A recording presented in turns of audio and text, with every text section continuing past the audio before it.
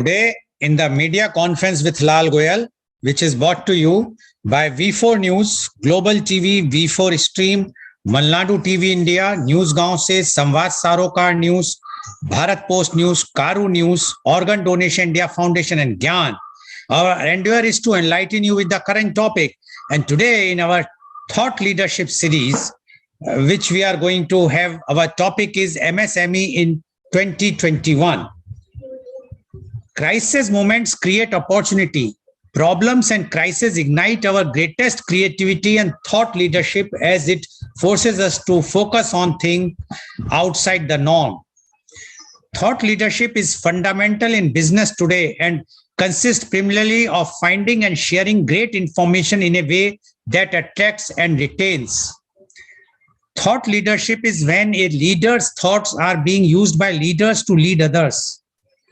Thought leadership is influencing a narrative by understanding what needs to be done. A thought leader can be recognized as an authority in a specific field and whose expertise is sought and often rewarded. That can be an expert, a historical figure, or a wise person with worldly impact. In this series, we will be asking straight questions and we expect a straight answer from our thought leader. And today's on this topic of MSME in 2021, our thought leader is Ms. Vineeta Hariharan. Welcome, Ms. Vineeta Hariharan, on our show. Ms. Vineeta Hariharan is the national level public policy expert. She is the Chief of Programs, Ministry of MSME, Government of India. Ms. Vineeta has had an illustrious academic journey and an exemplary professional and public life. An alumnus of the prestigious School of Planning and Architecture, New Delhi, she worked for a decade in leading private and public sectors of the country. At this juncture, driven by the aim of donning the hat of a decision maker from an implementer, she pursued her mid-career master's in public administration from the Lee Kuan Yew School of Public Policy, National University of Singapore, on a scholarship from the Singapore government. This proved to be a game changer as she gained wide international perspective in policy making. Post this, she has been with various multilateral and bilateral agencies with the Government of India, where she designed national policies and led the implementation of several flagship programs of Government of India in the domain of rural, urban, and livelihood. Pradhan Mantri Awas Yojana, Shyama Prasad Mukherjee Shyama Prasad Mukherjee Urban Mission, formalization of micro enterprise being some of the key flagship programs designed by her. She is currently with the Ministry of MSME as Chief of Programs handling externally aided missions. Ms. Vineeta is a public speaker and a thought leader in diverse issues of nation building. She is on the board of studies of leading global institutes and a mentor to social foundations that work towards empowering women and the girl child. Ms. Vineeta was recently given the Women of Excellence Award from the Indian Achievers Forum for her outstanding contributions to the field despite all hurdles. Welcome, Ms. Vineeta Hariharan on our show. Ms. Vineeta Hariharan, you are very much associated with MSME and you are in the public policies and as a thought leader. My first question, and I expect all the answers, straight answers from you. So my first question goes to you is, what is MSME? Yeah, namaskar, Lal Goel ji. It's a pleasure to be on your show always, and apologies, I'm actually traveling, so it's a very, necessary travel that I need to take. So I'm on the car. Regarding MSME, so as we all know, it is micro, small and medium enterprises. And there is a definition that the ministry has made for MSMEs. So there are certain turnovers and investment criteria, which is for micro, it is less than so many crores, and in turnovers and investment is so many crores. They have stipulated the turnovers, and based on that, micro, small and medium enterprises are classified by the Ministry of MSME. So it's a ministry classification. And right now, we have about 63 crore MSME based on a sample survey done by the statistical department, but that's only a sample survey size. As of now, we have about 57 lakh MSMEs registered on the Udyam Aadhaar portal, which is the ministry's portal for registering MSMEs. So the benefit of registering as an MSME for any unit is that it gets you can avail of the various subsidies that the government of India is offering, and the various subsidized loans and collateral-free loans that the government of India offers to MSME. So that is the advantage of classifying oneself as an MSME. And right now, they have also included the service sector as well as the retail units under MSME umbrella. So it practically covers all the enterprises across the country, an MSME. Okay. Now I will just, as you have given some data, I also have some data. The micro, small and medium enterprises, MSMEs, play an oversized role in the growth of Indian economy, contributing around 6.11% of the manufacturing GDP, 24.69% of the services GDP, and 34% of India's manufacturing output. They provide employment to around 120 million people and contribute around 45% of the overall exports from India, with nearly 6.35 crores units spread throughout India. India's MSMEs have consistently maintained a growth rate of over 10% until recently. Do you agree with these data, or you would like to add anything in that? No, absolutely. This is correct data. And I think also the export figures, I don't know if you mentioned about the export, it also contributes about around an average of 40% to the India's exports as well. So okay. I think, yeah. Okay. So total export, because for manufacturing, no. Export, I have no. 45% of the overall export, as per the this. Absolutely. Okay. Yeah, now, around that. Now, my question comes to you is, the MSME sector suffered multiple setbacks. The government has admitted in Parliament that 9% micro, small and medium enterprises, MSMEs, have shut down during the pandemic. Your comments. You have put on mute. Yeah. So absolutely, the pandemic has. Can you hear me? Yeah, we can hear you. Yeah. So the pandemic, definitely affected all sectors. Everybody globe has been affected, including MSMEs. But we understand that MSMEs have been hit harder, especially manufacturing MSMEs, because of the lockdowns that were imposed, especially in the first phase of COVID. So they had shut down their units and all of that. And so because of which there was suffering done by the MSMEs. But I think the government was very quick to react in terms of providing the emergency credit lines and emergency credit loans under the Atmanirbhar package. Over 3 lakh crore was announced. And it was not just announcement around the last fiscal, I think around 9.5 trillion rupees has been given out as loans to the MSMEs, and most of these loans are collateral free loans. And so it's not that the MSMEs have not availed of these services. The last 2 years, a lot of demand has been, we have received a lot of demand for such collateral-free loans by the MSMEs. So I think the government of the day has done its bit to respond to the emergency situation in which the MSMEs are. But having said that, definitely the MSMEs suffered a huge loss during COVID, and post-COVID now we see a recovery happening. Slowly but surely we see the MSMEs coming out of the red post-COVID. Okay, now I will give you one by one some facts, and I want your comments. First is the demand is down because of the COVID. Everybody knows that because of the lockdown and because of the financial hardship, the demand was low, and the people were not buying many things except the essential items.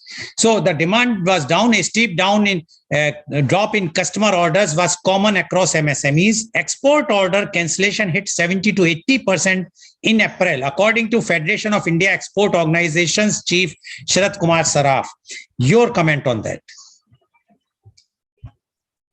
Yeah, so definitely during the lockdown, the demand, the supply chains and the demand, it was all affected, was all impacted. Demand was negatively impacted, as well as the supply was negatively impacted. But so during the lockdown, what had to be done, and I think what was done was also to reorient the MSMEs towards what was essential during the lockdown, which was the masks and the gears and all the COVID equipment. So MSMEs quickly reoriented themselves. Many of the responsive MSMEs quickly reoriented themselves to provide, to manufacture the masks and gloves and what is required during the COVID. So I think that was something that was done as an immediate response measure from both ends. But otherwise, we can see global supply chains picked up post the second phase of COVID. The supply chains have revived. But that is why there is this whole emphasis on an Atmanirbhar model wherein we cater to domestic demand. And so, therefore, we need to work further on making our MSMEs cater to a demand which is very local and which is around, not very far away from the centers of production.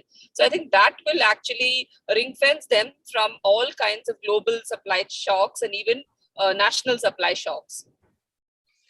Okay, but Ms. Vineeta Hariharan, if we compare Indian policy during the lockdown or during that 2021 vis-a-vis the other policies of other countries like UK or USA, here the government of India is providing facilities to MSMEs and other sectors, while abroad they are giving direct benefit to the customers, the consumers, or the public at large. And that's why the demand was not going down. Rather, because of that, the MSMEs of those countries were working day and night, because the people who are getting the money and their expenses have gone down drastically because they are not going out, no extra expenditures, and they were doing work from home. So all those factors were there. What you say about those two policies? One is where the amount is going directly to the consumer. The other is to give the facilities or credit facilities or other benefits to the industry, not directly to the consumer directly. So do you think this model or this planning is better, policy is better than the policy adopted by UK and USA? What you say about this, Ms. Vineeta Hariharan? Sure. So I think we had all kinds of measures undertaken by the government of India, not only for the MSMEs, but we also had a lot of benefits being directly transferred to various below poverty line, population of the country. Especially if you see the Garib Kalyan Yojana and various other packages that were announced by the Prime Minister, which was directly transferred to the accounts of the beneficiaries, be it farmers or be it the poorer sections of the population. So during COVID, we had a lot of infusion going directly into the accounts of the beneficiaries as well. So I think we did both a two-pronged, three-pronged approach during COVID. And I think it was a remarkably well-balanced package that was designed by the government, taking care of all aspects without actually being, without actually making it seem like a very charitable initiative, because a lot of loans were given to MSMEs thinking that they would, come out of this crisis sooner than later and they would be able to repay their loans. Because like I always say, and it's always famously said that you should not be in business if you don't know how to do business.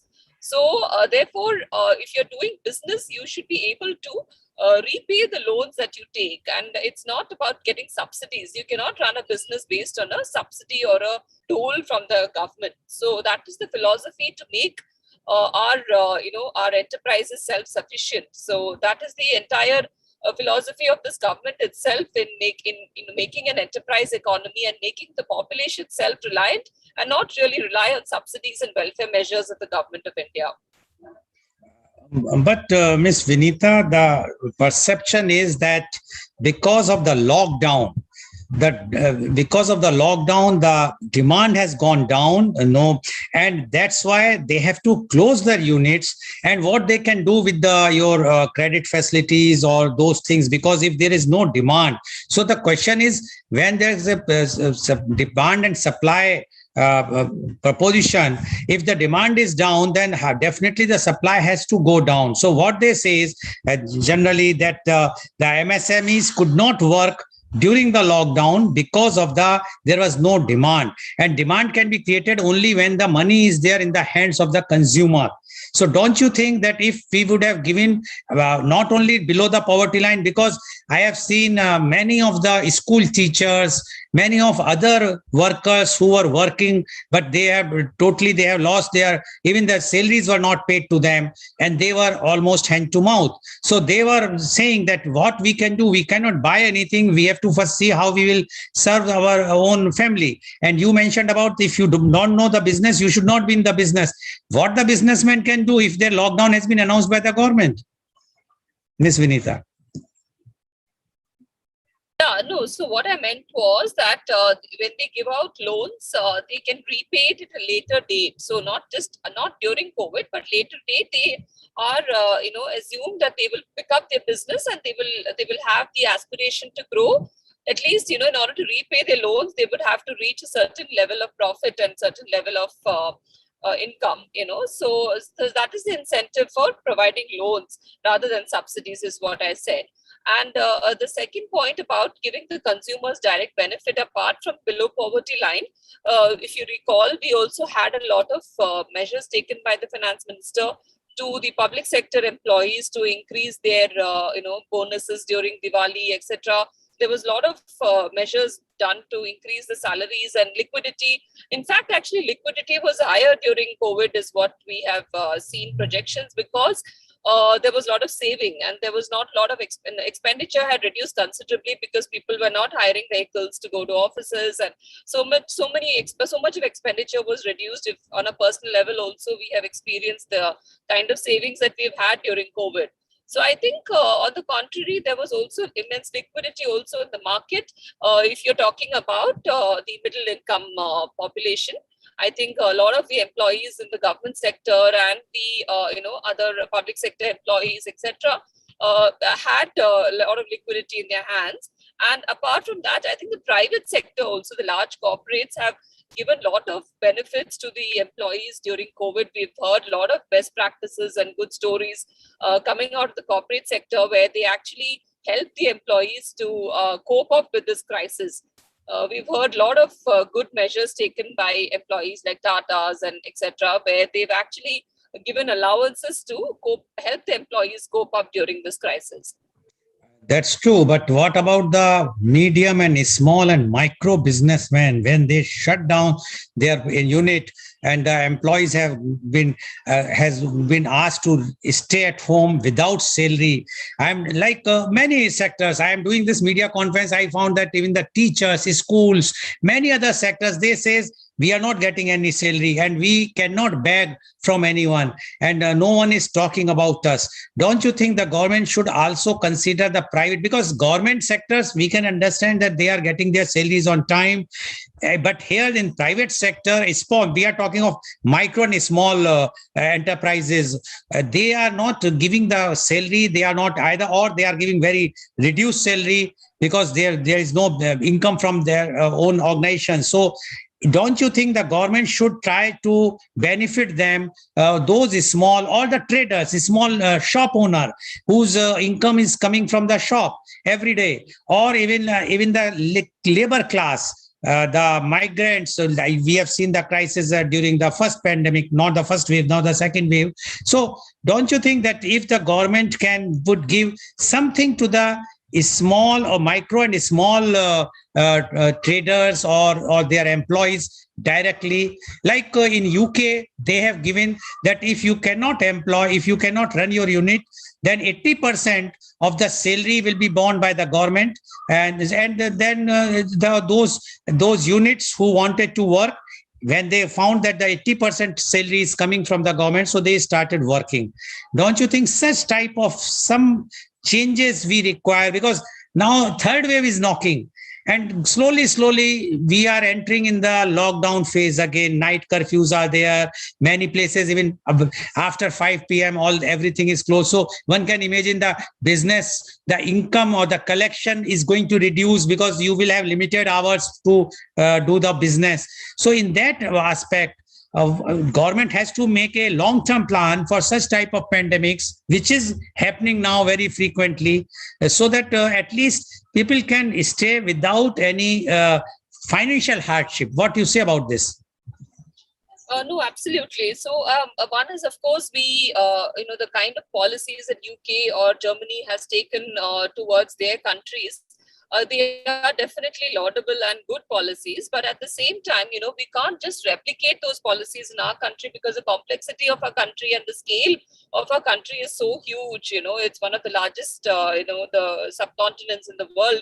So, and with huge diversities and challenging terrains in every state. So therefore, what the central government can do cannot be like a UK model, because UK model perhaps can be replicated by one state in India. A particular state can perhaps adopt such friendly policies.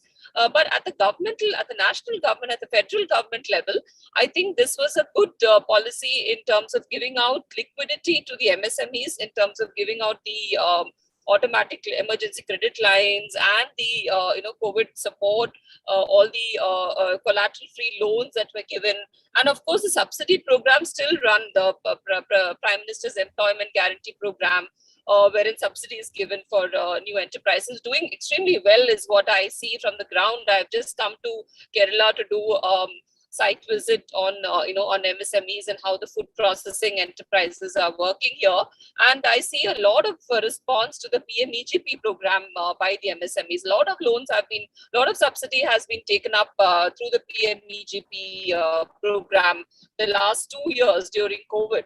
So I think it's the government has not really supported during this time. And if you talk about certain private players not giving out salaries, I think that was a panic reaction by these certain private operators that you're talking about. But I mentioned large corporates giving out very good support systems to their employees, whereas the smaller private sector operators perhaps have not been able to follow suit, because there was a panic reaction and they were assuming that perhaps it would be a doomsday scenario and we will never come out of this. But I think now, going from here, as you mentioned about third wave and the Omicron attacks, etc., now going from here, we should not see such rigid lockdowns that we saw in the first phase, and we should perhaps now learn to live with this virus, and we should not have such extreme measures of lockdowns and curfews that actually impact the essential services. And perhaps if government may consider as declaring MSMEs also under essential services, then maybe things will improve. Yes, and you rightly said that if one state can replicate the model of UK, so if all the states decide to replicate themselves, then the things can be changed. But they require financial freedom from the central government. That is, they always cry, but that is their internal matter. We would not like to go venture in that right now. Secondly, I want to read to you something about the business pause. A survey of 500 MSMEs in June last year, that is 2021, conducted by IT solutions firm Endurance International Group, said 1/3 of the respondents had halted their business activities temporarily and expected to stay shut for at least 6 months. Many businesses shut down permanently. What do you want to say about that? Yes, so the IT, it's about the IT sector particularly, or the study done by IT solutions? No, this a study done by the IT firm, okay. not for the, it's on the MSPs. Sure. So as I said, we've just reflected upon the scenario that we went through the last 2 years. The first year was tremendously difficult because of immediate emergency measures of stringent lockdowns. While the government learned thereafter and learned to kind of cope up with this pandemic attacks, and how we could actually maneuver around this pandemic, and how we could actually continue essential services during the pandemic as well. And so during, I think, the first phase, or between the first and the second phase, a lot of companies actually saw shutting down happen. Okay. So So, next, but when they have shut down, the things come work around again. When they shut down, definitely they have stopped paying the payment to the workers. And that is the crisis started. See, the problem is if MSME close down anywhere, they are not big corporates, so they can use their reserves for giving the wages and salaries. And a chain has stopped because the MSME is not creating something without using the raw materials, etc. As MSME is also depending on the big corporates. When big corporates orders have stopped, then MSME is already in the verge of shutdown.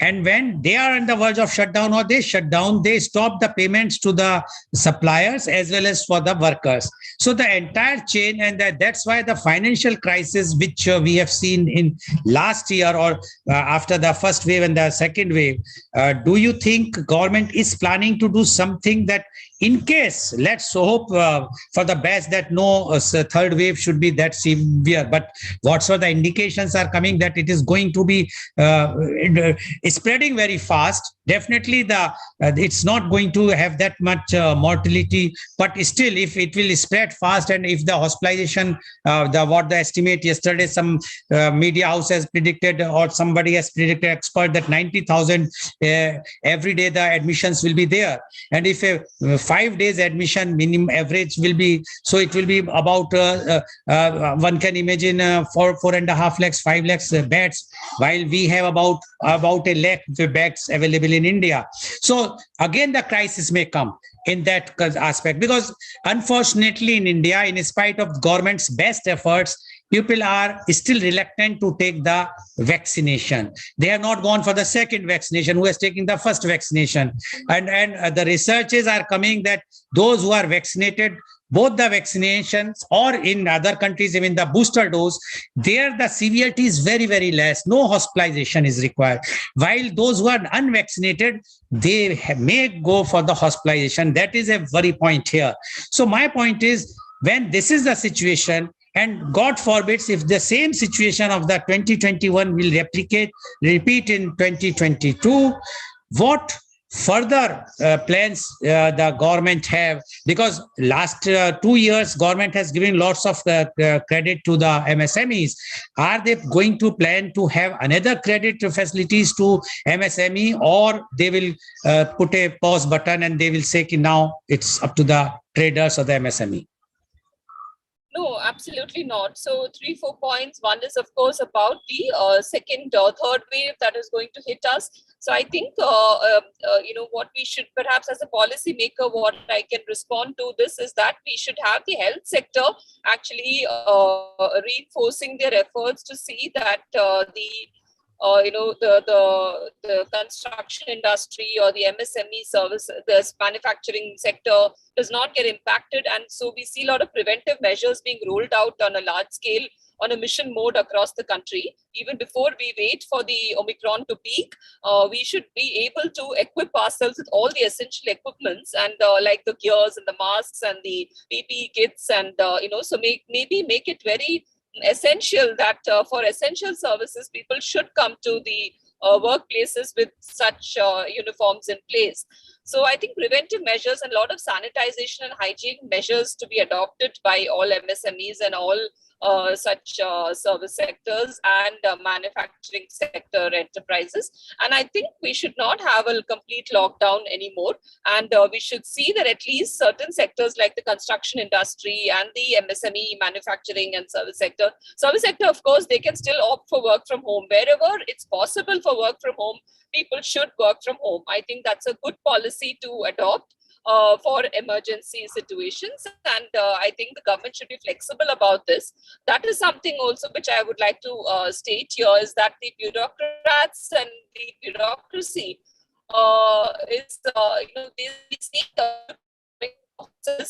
it's not required. They can also sit at home work and they can function through e-offices. So that should be allowed. That flexibility should come into the governmental systems of good, because we see private sectors like Google and all of that, they've declared work from home for forever, permanently. So I think that we should have that kind of a broad approach being adopted by the government sector as well.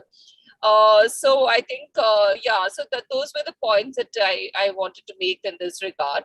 And we'll see also, definitely, we won't see a stop to the kind of budget announcements that will happen. We'll see a new budget coming in very soon. In February, we'll have the pre-budget session, and we will see definitely a lot of announcements for the health sector and for the MSMEs, as well as for, emergency credit responses if required. Okay. Now, again, I will give some data. The revenue drop. In a survey of 14,444 MSMEs in May last year, half the respondents reported a 20 to 50% drop in earnings. Restrictions were gradually lifted and economic activities resumed in the second half of 2020, but revenues remained mute. The trend continues in 2021. Now, what you say about this? Because this survey was conducted on May 2021.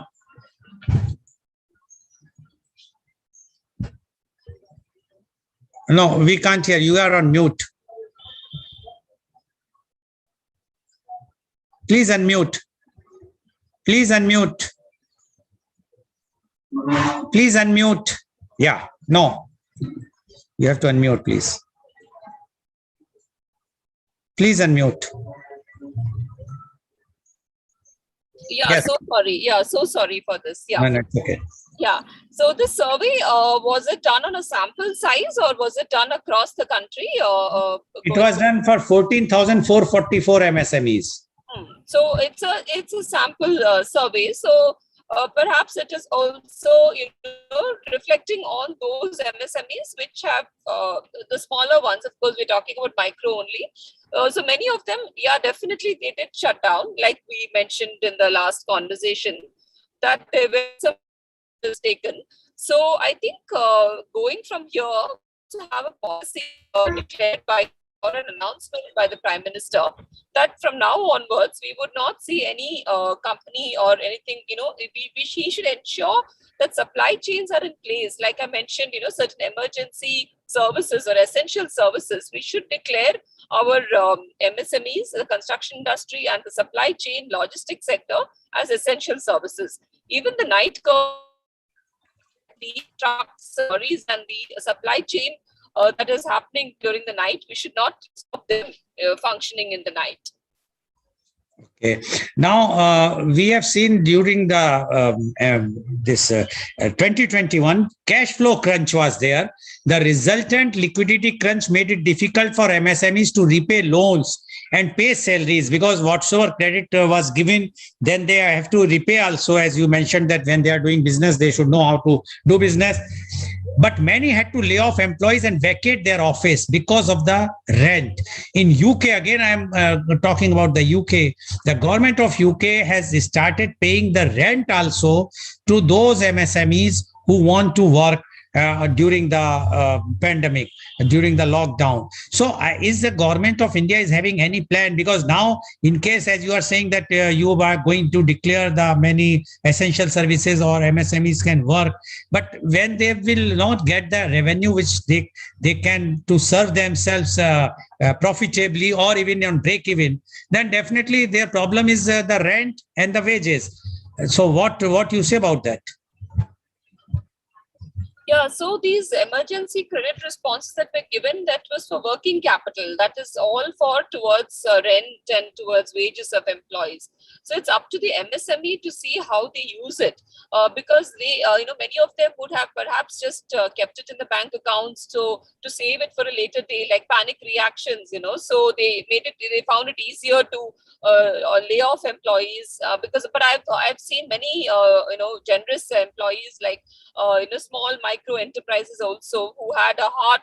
They said that they would if the owner said that the owner would take it on himself. If he is in the red, it doesn't matter to him, but he would not let his employees suffer. So he saw to it that during the pandemic all his employees got their salaries. So it's about a mindset, it's about the attitude, I think so, for many of the MSMEs. So we cannot blame the government for everything that a citizen or a particular MSME does.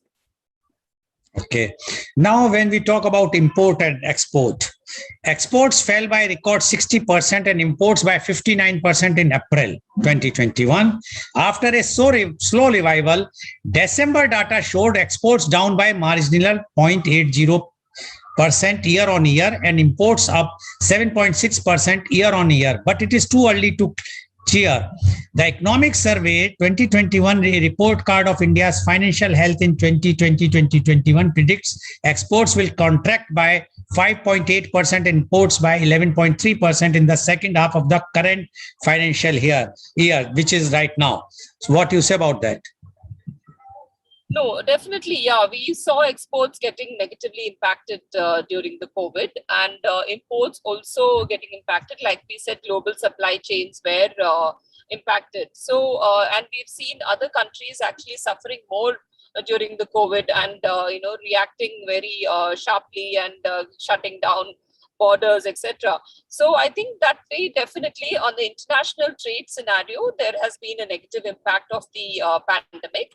But that is why this policy of the Atmanirbhar Bharat and also many other countries adopting this policy of improving domestic production and domestic supply chains and local supply chains, So like something called a local economic development, which is a global phenomenon, which is picking up across the globe, which is about actually making every local body self-sufficient in themselves in terms of not just basic amenities and social amenities, but also economically making them self-sufficient to such an extent that they also cater to predominantly their local population within a range of say 10 to 15 kilometers. So if this model is adopted in the long term, we would be able to survive a lot of pandemics and a lot of such global shocks that the world is witnessing.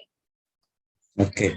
Now I will give another survey. This is done by MSMEX, a survey of 150 MSMEs in India by consulting firm MSMEX on last Tuesday. Said that more than 70% respondents suffered a debilitating impact of the second COVID wave, while 50% claimed that the government schemes and incentives did not help them to sustain through the pandemic.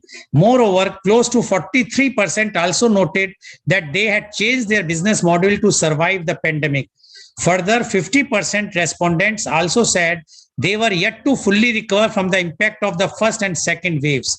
Consequent to the impact, 56% were forced to adopt digital marketing and payments, while 35% said they had to take external financial support for their ventures. Your comments, please.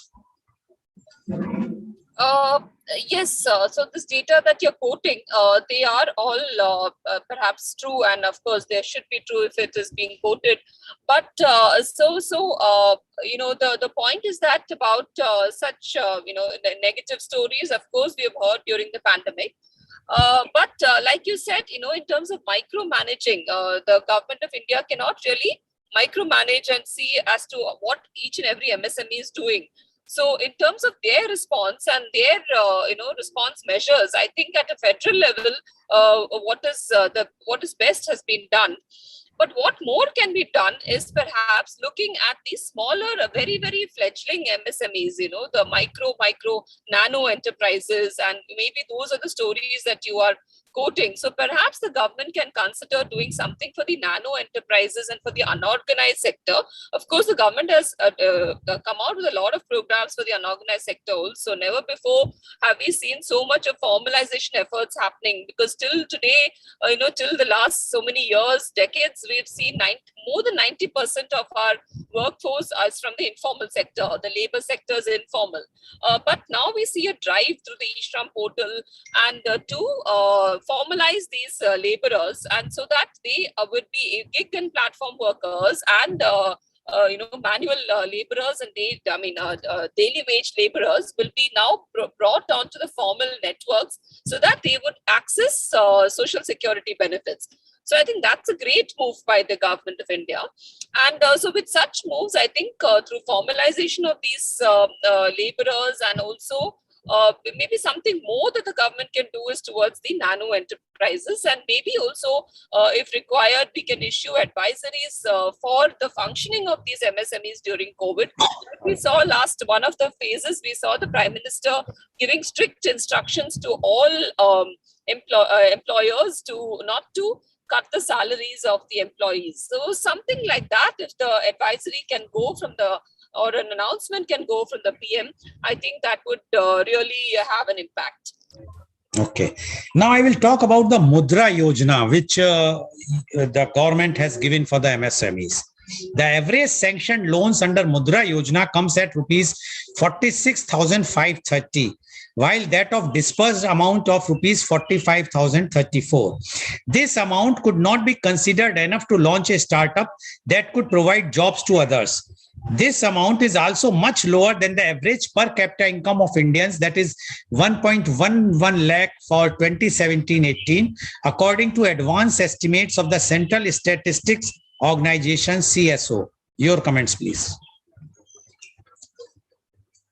So this Mudra loan is for for helping enterprises to set up enterprises. So this is the the sentiment of anybody. If you start getting subsidies, then you want the government to help you to do everything. So that's not possible. You can't really ask the government to do your work for what you have to do. So some portion would come from the government, and some portion would come from the beneficiary, and some portion will have to come from the state government. So that is how a stakeholder system works on a win-win partnership model. And we can't expect the central government to actually handhold from 0 to 100 for any enterprise. So it can only be hand-holding support. In any case, the role of a government in general is to be a facilitator and not to be an implementer. The government of India's role is to be a regulator and a facilitator as per policy. But we still haven't got to that stage because India is still a country which is still growing. Therefore, the population and various sectors need support. Therefore, the government is doing more than what it has to be, what it has to do. Okay. Now, in the case of MSMEs, there is a huge problem with the liquidity crunch, and it has worsened in the current COVID-19 situation. Being a supplier to large firms, the majority of MSMEs are dependent on the success of large firms as well as credit payments from these firms.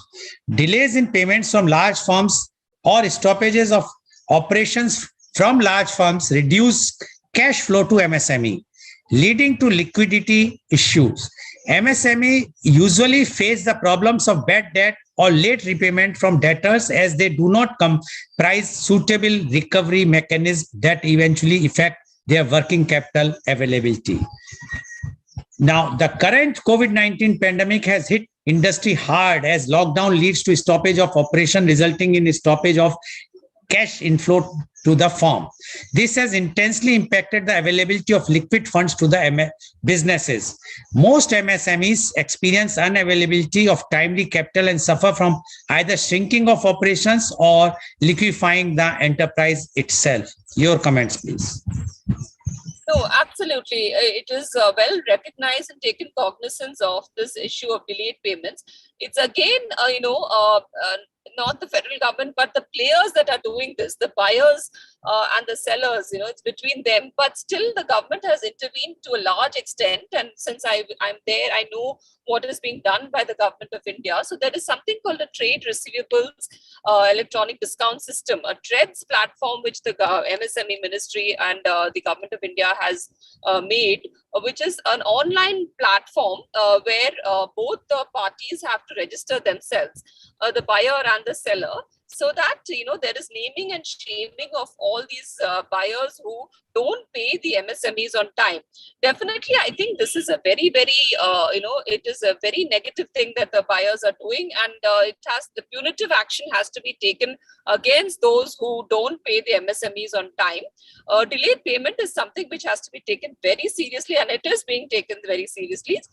There are these MSE FCs, MSE facilitation councils also, which are set up in all 32 states and also union territories, wherein the MSMEs can go and do a redressal of their grievances against the buyers. So, then there is also this, move towards bringing in online dispute resolution mechanisms by the government of India, especially keeping in view the current the COVID pandemic situation that we have all been going through the last 2 years.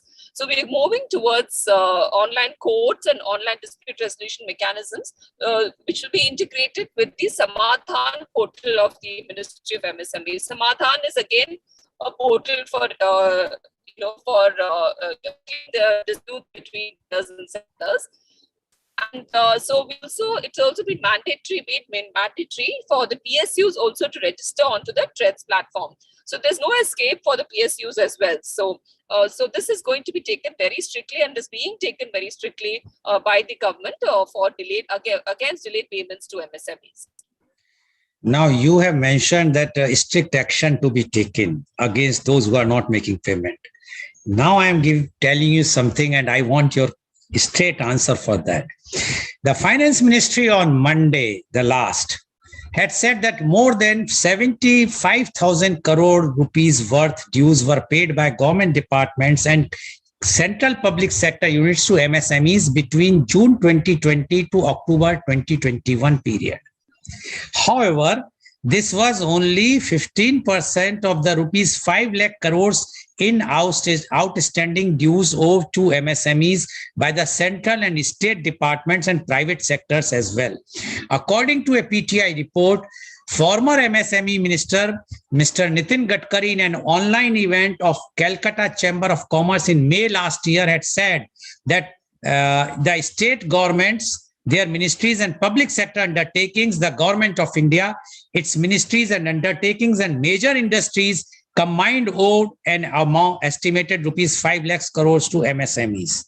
Now, when the government, central government, their PSUs, state governments, when they are in default, they are not making payment, how you expect the other business houses can make on time if the government is not making payment? What you say about this, Ms. Vineeta? Which is what I just spoke about the PSU giving delayed payments. So for which we have also made it mandatory that the PSUs also have to register themselves on the TREDS platform. And I think now, as you mentioned about the outstanding dues, so those are backlogs before this, mandatory regulations came in place.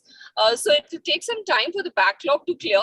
But I think still there has to be a lot of, a lot of strict action and also strict instructions given to the PSUs to ensure that timely payments and they clear their backlogs immediately and timely payments are made to MSMEs. So probably as a result of this conference also, maybe we could also sound the government of India and the Ministry of MSME to, of course, there are advisories and there are letters being issued continuously to the PSUs and the large buyers. But I think this has to be a reminder call for them to actually see to it that immediately all the delayed payments are resolved. Okay. Now, we have seen the trend in last year as well as 2020 and 2021 especially, that the gainer are big corporates. And you can see through the stock exchange also, otherwise also, but the MSMEs suffered loss. Why there was so much disparity? Why there is so much difference between the big corporates are earning money, lots of money during the pandemic, while the MSMEs suffered? Don't you think the government should come out with some scheme which will bridge this big gap? Otherwise, what will happen? The big corporates will become bigger and bigger and MSMEs will shrink to a nano enterprise. What do you say about this, Ms. Vineeta? Yeah, so I think this difference between big corporates and small enterprises will remain, be it pandemic or non-pandemic situation. So we are still a country with a high Gini coefficient, and the discrepancies between rich and poor still exist. But I think the government, as I repeatedly have been saying, that we've done all measures to ensure liquidity to MSMEs, and it has to be noted that these MSMEs that we're talking about, which the government is supporting, more than 90% of these MSMEs are micro enterprises. They are really the small enterprises that the government is actually supporting, and not the medium and the small enterprises. The small and medium enterprises are not coming to the government for subsidies. And as per definition, also more than 90% of our MSMEs are micro enterprises. So the government is actually hand-holding those, the have-nots and not the haves, and the big corporates are not really being supported by the government. And of course, big corporates have deep pockets and they have liquidities to help them support through a crisis. That is why they are big corporates. And so I think there could also be, there's an idea that comes to me instantly, is that perhaps we could have a program wherein the big corporates actually handhold smaller micro enterprises and medium enterprises, small enterprises, to how to run a business. And I think that's definitely being done by a lot of pockets in the private domain. But if there can be a governmental effort or a mission to actually see that the big corporates actually handhold these smaller corporates, smaller enterprises, I think that would be a good idea. We still are seeing a lot of efforts in that. We have seen Google giving a huge amount recently towards COVID-affected MSMEs also. Now you mentioned about that how the big corporates are helping. The one which main factor is facing the trouble faced by the MSMEs are the upgradation in technology, and the technology remains a major deterrent for them. Is Government of India is planning to do some thing to upgrade them, to make them trained, so that the training can be imparted to MSMEs, so that they can use those technology? As you mentioned that the few of the MSMEs turned for manufacturing masks or hand sanitizers, etc. But there are lots of other things which were not been taken by MSMEs in a big way, which would have been done. So do you think the government is having any plans to upgrade the technology for the MSMEs so that they can sustain during such type of crisis? Yeah, so definitely we are having a lot of trainings being undertaken by the ministry as well on making these MSMEs come onto the digital platform, and also to help them use latest industry 4.0 technologies such as artificial intelligence systems, etc. So there is a lot of training going on in making these MSMEs state of the art and exposing them to the latest technologies which will help them cope up with such crisis situations. So I think this effort is ongoing. And as far as technology upgradation is concerned, there are schemes run by the ministry as well. One is, of course, the Prime Minister's Employment Guarantee Program, which everybody is aware of, where subsidy is given for new enterprises for procuring equipments and procuring machinery, plant machinery. And apart from that, there is also a program called TUS, Technology Upgradation Scheme, which is actually about exposing the MSMEs to the various, productivity enhancing technologies from Japan, etc. Like it's called the Lean program, the Z program, Zero Effect, Zero Defect program. Such programs are also being, run by the Government of India, where the Government of India is actually giving subsidies to hire consultants. Consultants can be hired by MSMEs, and the government is subsidizing the fees of those last mile consultants. And the government is also giving a lot of incentives for MSMEs to register themselves as into these platforms, which is the Zero Effect, Zero Defect platforms, as well as to make them lean, etc. So there are a lot of efforts going on in technology upgradation, and government is also taking the help of World Bank to help them through this technology upgradation schemes of MSMEs.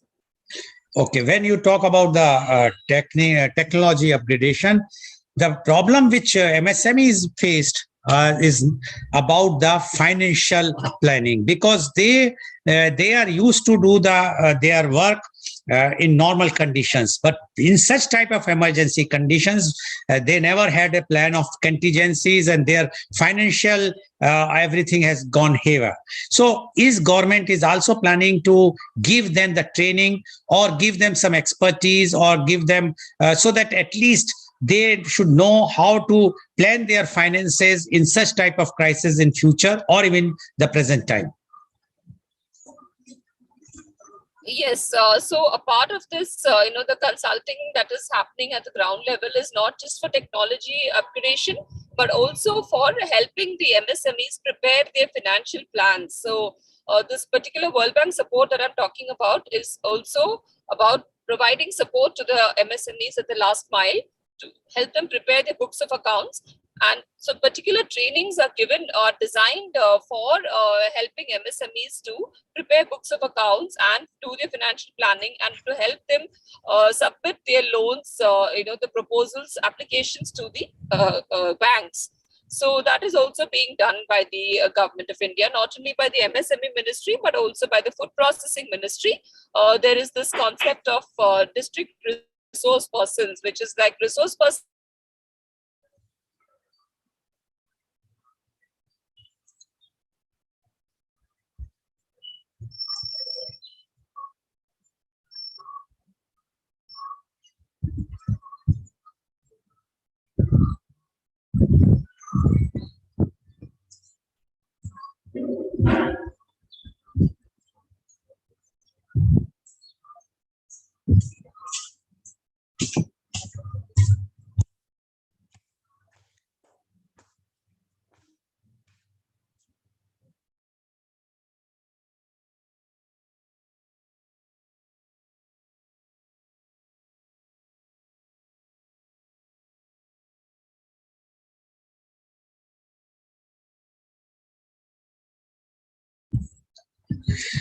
Okay, I think we have lost the connection with our chief guest, Ms. Vineeta Hariharan.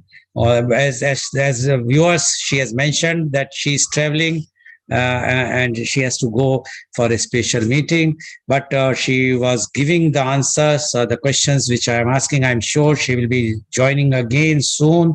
I will try. But what she has mentioned very clearly was about how the government of India is doing their best to bail out the MSMEs, because everybody knows about the MSME. I think now she is there.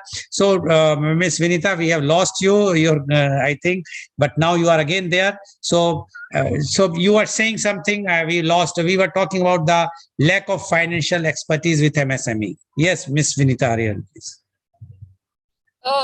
So what I was mentioning is that, for the financial planning of these MSMEs, there are these last mile consultants for which the government of India is also subsidizing the fees of these last mile consultants, who would go to the MSMEs and handhold them to prepare their financial plans and books of accounts so that they can submit their applications to the banks and help them to bridge that gap which they have in preparing books of accounts and preparing balance sheets, etc. Okay. Now, the main thing which again comes, because we have seen in 2020 the migrants issue very badly. And fortunately, we have not seen in the last year that much, because everyone was aware. But is government of India is having a permanent solutions for the laborers or the migrants, so that in such type of emergency, they will not have any crisis, and especially for MSMEs, not the big corporates, although the big corporates also failed in 2020. But now the 2021 big corporates have tried their best.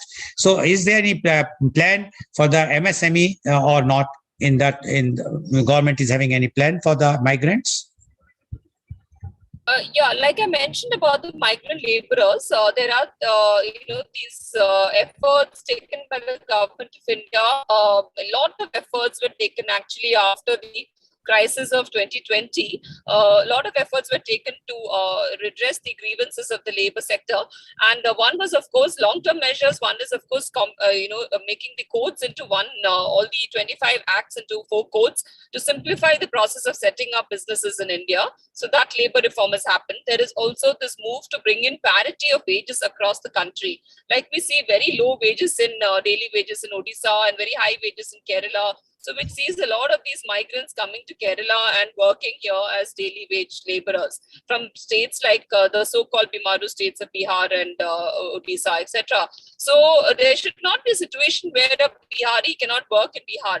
So therefore, government is working towards bringing in parity in wages across the country. That is the second step.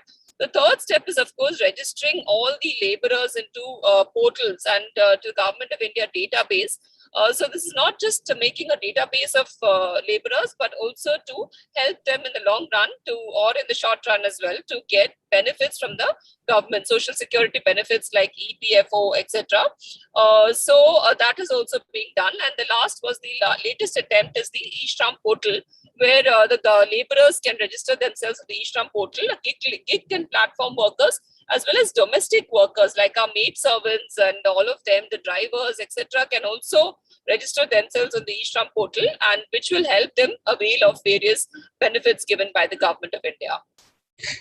Okay, and as our Prime Minister, Honorable Prime Minister has mentioned about the vocal for local, is MSME or the government is having any plans to start such type of industries locally so that the migrants need not to go to the big cities if they will get the job employment, and as you mentioned that the disparity in the wages will be not there, if they will get the almost similar wages or somewhat less because the expenses in big cities are far more than the small cities or their own native place, so then they need not to go and then they can work, and then the MSMEs can be developed, or the cluster will be developed in those areas where those migrants, laborers who used to go will not go and they will work there only. Is there any such type of plan?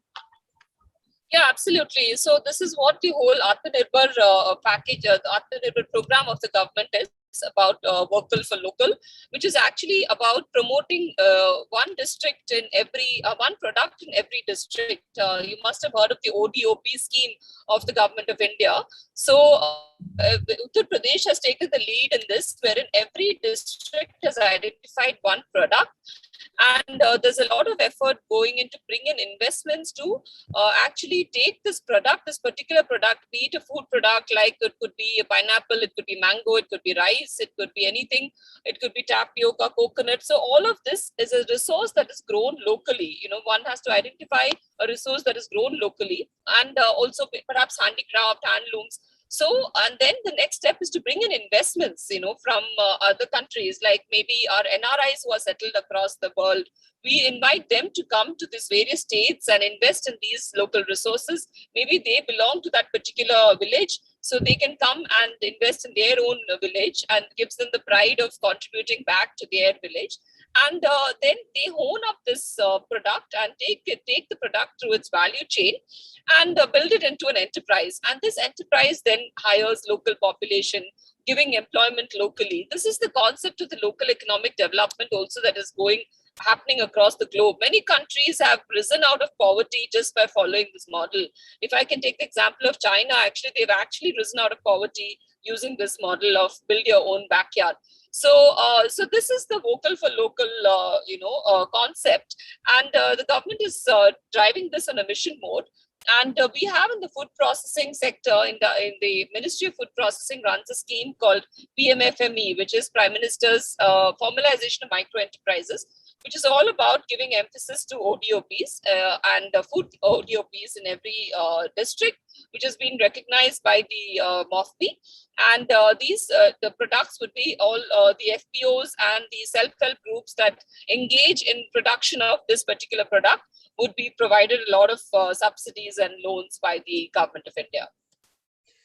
When you are talking about the vocal for local, we are, why the government is, although the government is taking lead now for the some tourism spots, but still in India we have so many, we are diverse country, and so many spots are there where everyone can visit, whether it's for the purely entertainment or having some pilgrimage or something like that. But still it is not. I will tell you the example. I went to Hawaii, and there they took a tour, and there the tour they were showing how to take out the coconut from the shell, which is a very common thing in India, all in Kerala and Karnataka and all those coastal areas. It's a very common thing. And they were saying, they were asking, do you know there are 3 eyes in the coconut? And many of them were not aware. But they are charging for that. Is the government is having such plan? Another, again, I will give you an example. Like we have building stadiums, all stadiums abroad, like in UK, Lord's Stadium. We have now the new movie has come. 83 people are watching on this. But Lord's Stadium is also, there is a tour where everyone can go, pay 20 pounds, and they can have a tour, and the tour is full, except during the matches are played. Except that, otherwise, around the year they are doing the conducted tour for half an hour, where they are even allowing the visitor to go in the dressing room of the stadium, and even on that gallery where our famous Saurav Ganguly waved his shirt. Now, my point is, we have so many stadiums, we have so many things. Even the Manchester United in Manchester, they have their stadium, and that is also, there is a tour. So many souvenirs they are selling. Is the government is planning to start such type of thing, which will definitely earn money? I think we have lost you again, Miss Vineeta. We have lost her. No, we are there. So is government is having such type of plan to promote such type of small portions, but which will be self-dependent, and it can earn good amount for the country? What your views, please? Yeah, no, definitely. Like who all of us who've traveled abroad, we can see the kind of interesting and varied kind of innovative, creative efforts taken by them to promote tourism. So even a neighboring country like Sri Lanka is doing remarkably in terms of packaging the tea products and the local products. So I think that we need to really work on that along with the private players, and we need to have public-private partnerships in place for tourism. And like the vocal for local, what I was talking about, tourism is also an integral part of this, wherein we recognize tourist spots in every local area and build around those spots and give employment to local people, in the service sector related to that tourism, tourism activity that we've identified in every district or every block. But yeah, like the focus of the government the last 2 years has been on the redressal of the pandemic, which has actually hit all governments by shock, and therefore tourism was not a priority sector during this. During the last 2 years, but definitely we saw a lot of announcements the last budget also in terms of providing benefits to the tourism sector, providing again credit-free loans to the tourism sector. So I think so that government is doing, but now to the post-pandemic, we can see a lot of these revival efforts towards tourism going to take place, because every budget is about prioritization, and we have a limited budget available with the government of India. One more scheme which is very much prevailing in USA and UK and other countries is the outlet malls. But it cannot be successful without the active support of the government. The idea is that in all the, like you are mentioning about the clusters you are making for one product, if you will have outlet malls away from the metros for about 70, 80 or 100 kilometers away right now, like if we will take a case of Delhi, so about 100 kilometers away from Delhi, a place like Kosi or some on all the outskirts of Delhi, one side from going towards Karnal, the other side going toward Rajasthan, third side going toward UP. We will have outlet malls where the manufacturers All types of manufacturers, branded products will be sold there. Only thing is that there is no taxation on that by the government, whether it's a VAT or anything, whether GST, etc. And the manufacturers will also give a discount. So the products will be between 50 to 70% discount of the branded products. The advantage is that all the employees of those areas or those outlet mall will be from the local areas. And the people coming from like Delhi going to 100 kilometers away, because if they know that they are going to get the product cheaper, they go there and they will spend the time there. The hotel industries will develop there. The restaurants will develop there. So it will become an entire small pocket of the city, and it will generate lots of revenue, other revenues. Yes, in the outlet mall, it is totally free. Has any such type of things government of India has thought about it? Because when we are developing, as our Prime Minister wants very much about the vocal for local, we have to see to it that we have to create the employment then and there. We have to raise their lifestyle, and that is only possible if we will develop such type of small things. It is very popular. Even I have seen in a place called Vermont in USA, which is a very small hill station. It's like a dead hill station, but it has become a very vibrant, because they have created the entire city a duty-free area. Once it is a duty-free, but there is no restriction like in India. We have Goa, where the liquor is selling very cheap. But if you bring from Goa to any other state, you are going to be caught.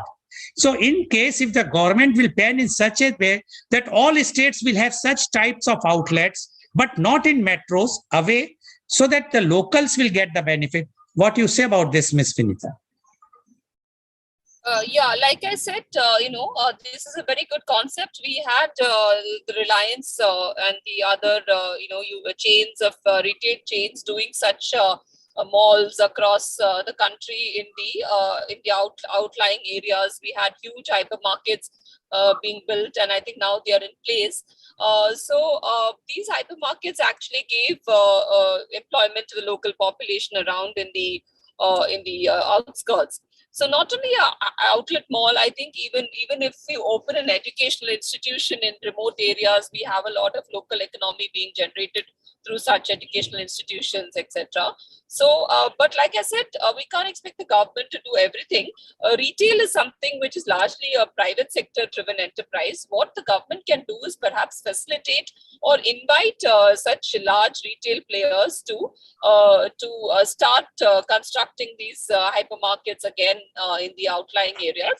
But I think we have seen a lot of momentum already in that direction in our country. We have huge malls in the outlying areas that have been constructed. But another danger of such malls is also, if they become like in China, we have so many malls being constructed, and there are these ghost malls and ghost towns being, constructed in large outskirts. So I think that's another danger that we need to be prepared against, and we strengthen ourselves against such issues also, because a proper feasibility study has to be done before setting up such malls in outlying areas.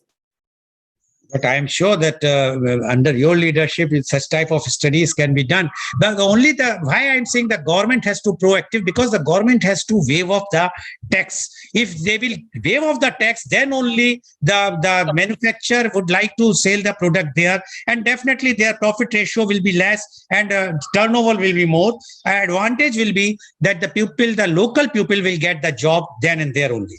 Now I am coming to a very recent thing, which is applicable from 1st of January, although it was announced last year only. The service tax on food delivery services, like our Zomato and Swiggy, etc. I'm not talking about them. If they have to pay, they have to pay. I'm talking about the small kitchens, which comes under MSMEs. Very, very small, even nano kitchens. A housewife, a house lady is running a kitchen at home, making biryani or something and selling, giving and selling something and earning some. But now with this tax which has been labeled on the Zomato, etc., although it will not be those small nano kitchens will not be taxed, but the problem is their formalities, because they had to take the GST number and they have to file the returns. And today, to obtain a GST number is not easy. To file a return of GST is not easy, especially for those small, very, very small kitchens or housewives, etc. I think we have again lost you, Miss Vineeta. Are you there? I'm sure you can. Yeah. So, Miss Can you Vineeta, not see? I want your views about this.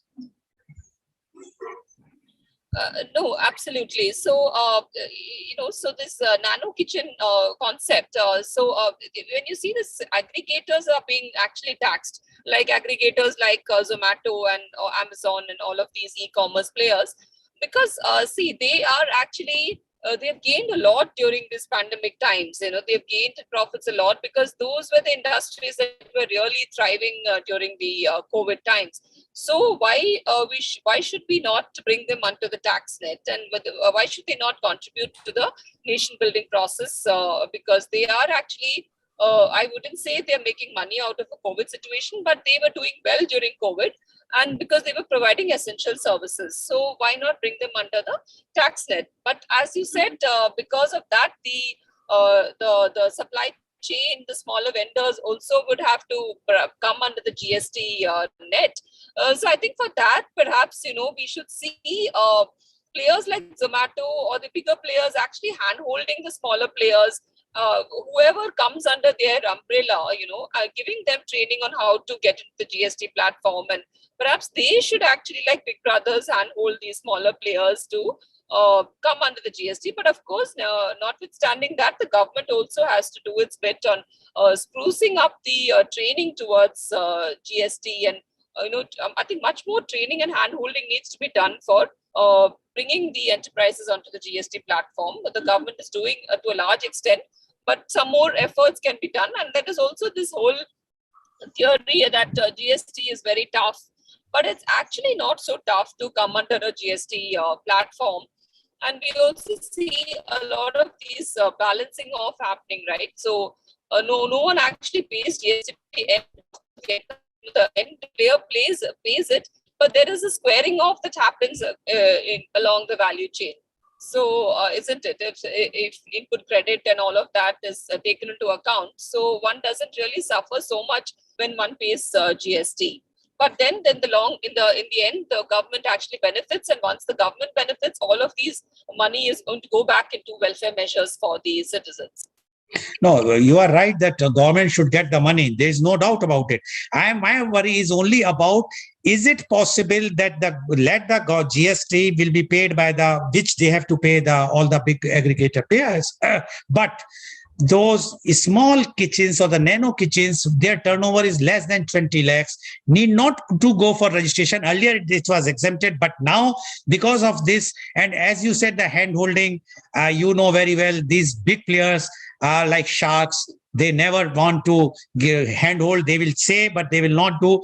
That's why the government policies which you are framing and sitting in Delhi are not reaching completely to the grassroots level, although it's a very tough thing. But it's from the very beginning, from last, 2 decades, it has increased, or 3 decades, it has increased drastically, but still the gap is there. But my point is, if those small kitchens can be waived off, okay, let the Zomato has to pay the tax from where he is bringing, that is up to him. He will get benefit if there is somebody who is registered under GST or not, but not from those small players. Otherwise, those small kitchens run by a lady will die very natural death, and then they will be treated. The Zomato will deal only with those big restaurants who are going to have the GST number. What do you say about that? Yeah, so first of all, I would like to intervene and interject, saying that, we don't frame policy sitting only in Delhi. Right now, I'm on a field visit in Kerala to understand the issues of implementation of a national mission so that we can incorporate these back into the policy. Never can we do an armchair policy making because it will not work on the ground. So I make it a point, and other policymakers also make it a point to travel to the field and understand there's a lot of ground study that's done initially before a large program or a flagship program is announced.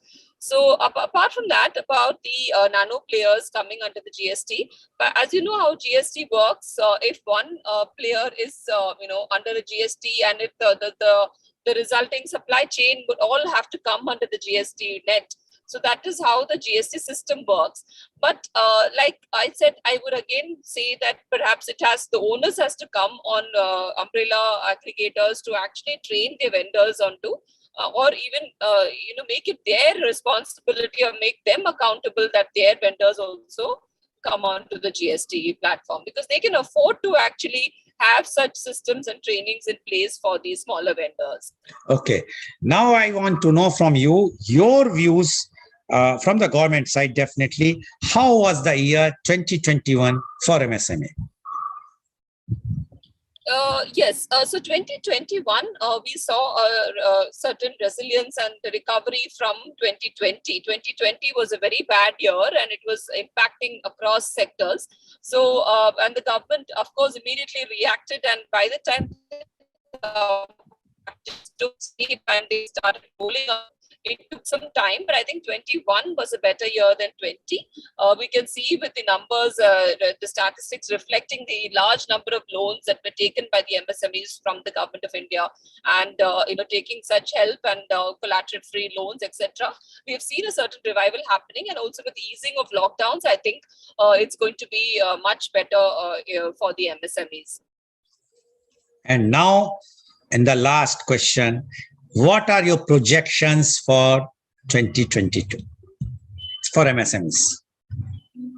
Yeah, so like I said, things will improve, and if this, even if we see a third wave coming in, it would not be as drastic, and they would not be such stringent lockdown measures, and we should see to it that our MSMEs in construction industry, etc., does not get affected by the COVID. So it will only get better, I would say. So projections are bright because a lot of announcements by the government of India, a lot of programs and support, never before actually, if you see, actually recollect history, never before has MSMEs got so much of emphasis than this particular regime that we are seeing.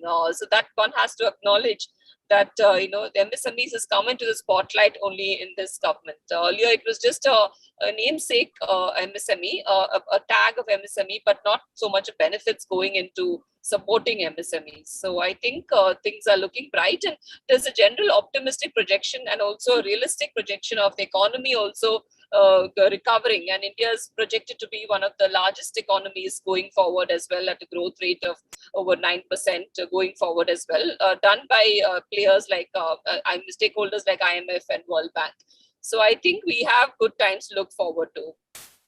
Okay, thank you very much, Ms. Vineeta Hariharan, for taking and giving all the answers of my very sometimes irritating straight questions, but you have given all the answers, and this shows that you are the real thought leader, and that's why you can, because it shows the knowledge what you have, because not only theoretical knowledge, the practical knowledge, as you said, that you have gone to the Kerala just to assess the situation about the planning, what you are doing there. So thank you very much. So viewers, you have seen today how the government of India do the work and how they are planning for everyone. And today we have our thought leader who is closely associated with MSME, has given all the roadmap, giving him in the past what happened. And it is very, very clear the government of India is doing day and night the work for the MSMEs in spite of the last 2 years, very bad years due to the pandemic. But in spite of that, how they have supported the MSMEs. Only thing is the MSMEs or the civil society has to think of themselves also. Are we wearing the mask? Are we keeping the physical distancing? or we are crowding and we are not wearing the mask. If we will not do it, ultimately the lockdown is going to knock again. We have seen the night curfews. It's our responsibility. We try to put all the blames to the government. We all try to put all the blames to the bureaucrats. But we are to be blamed. If we will to support the government, if we will pay the taxes on time, if we will see to it that the government policies can be implemented on time, support them, then definitely there will be so many schemes which are already been implemented or which are going to be implemented in near future. The time is not far that we can proudly say that India will be the global leader soon. Thank you very much, Ms. Vineeta Hariharan, for joining. I know that you are kind enough to join through, although you are traveling, but you have given all the replies, and I'm sure all our viewers got the reply very soon. Thank you very much. And today's program has been live telecasted by V4 News, Global TV, V4 Stream, Malnadu TV India, News Gaon se, Samvad Sarokar News, Bharat Post News, Karu News, as well as it was shown live on Facebook and YouTube. And our endeavor to bring to you everyday new topic. And tomorrow again, we have a thought leadership series in media conference with Lal Goel at 10:30 a.m. And the topic is Serve to Save. And our chief guest is Rotarian Dr. Rajendra Agarwal. He is the Rotary District Governor, Mumbai District 3141, Mumbai. So he will be giving my answers to my state questions again tomorrow. So please tune in tomorrow for media conference with Lal Goel at 10:30 a.m. Thank you very much, Ms. Vineeta Hariharan, for joining us and giving so, I must say, candid reply